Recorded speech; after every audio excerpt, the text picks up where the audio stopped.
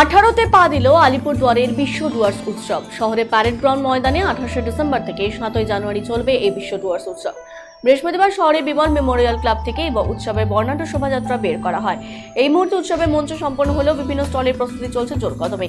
মূলত ডুয়ার্সে আদিবাসী, রাভা, টোটো, ডুকপা, নেপালি বিভিন্ন জনজাতিদের প্রাধান্য দিয়েই হচ্ছে এই উৎসব। ইতিমধ্যে মুখ্যমন্ত্রী মমতা বন্দ্যোপাধ্যায় শুভেচ্ছা বার্তা পাঠিয়েছেন উৎসব কমিটিকে। এদিন প্যারেড গ্রাউন্ড ময়দানের এই উৎসবের মঞ্চ থেকে প্রদীপ প্রজ্বলনের মধ্যে দিয়ে অনুষ্ঠানের শুভ সূচনা করেন জেলা শাসক আর বিমলা। এছাড়াও মঞ্চে উপস্থিত ছিলেন এই উৎসব কমিটির সম্পাদক তথা এসডিটিএ চেয়ারম্যান সৌরভ চক্রবর্তী সহ পদ্মশ্রী পুরস্কারে ভূষিত ধনীরাম টোটো এবং মঙ্গলাকান্ত রায় সহ রাজ্য তৃণমূল কংগ্রেসের সম্পাদক মৃদুল গোস্বামী।